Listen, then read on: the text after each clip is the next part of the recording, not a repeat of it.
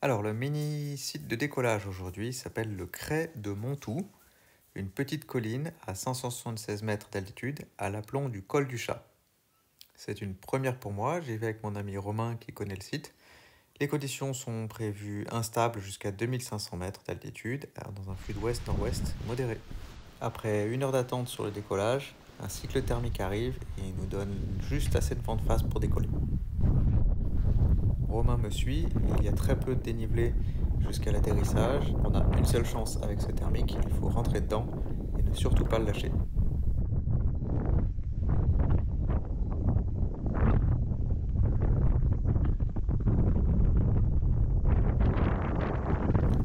Ça y est, l'aile se cale dans le thermique, j'enroule à gauche et je vais essayer de tenir ça. 5 minutes plus tard, je me retrouve perché à 1900 mètres au-dessus du col du Chat, dans un thermique qui se sera révélé particulièrement généreux. Romain a lui aussi réussi à s'extraire, mais il est un petit peu plus bas. Il va donc longer le col du Chat pour rejoindre la chaîne de l'Épine. Et la vue est trop belle de là-haut, alors j'en profite pour faire quelques wing-over face à Aix-les-Bains.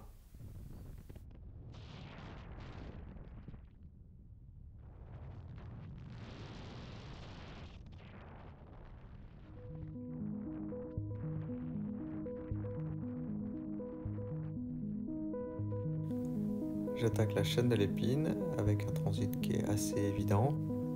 Les faces ouest sont bien alimentées et les plafonds s'établissent vers 2003-2004. Les conditions restent toniques. Romain a décidé d'aller se reposer et jusque-là, j'ai croisé aucun autre parapente en l'air.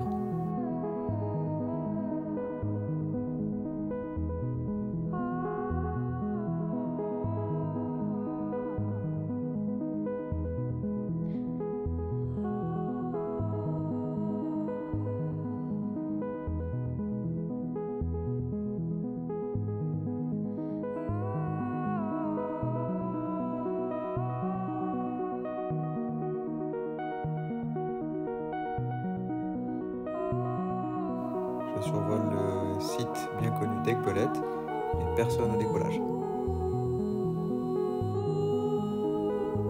Depuis les falaises du Mont Grêle, on aperçoit les premiers contreforts de la Chartreuse.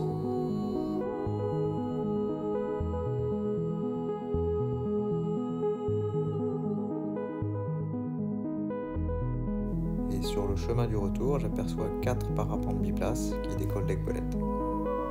Avec les risées sur le lac, on peut en déduire que le vent au sol est ouest-nord-ouest. Les thermiques sont toujours aussi généreux et je survole haut la crête de l'Épine. Et c'est déjà le retour au point de départ. Je vise à me poser à Billem dans le jardin de mon ami Romain.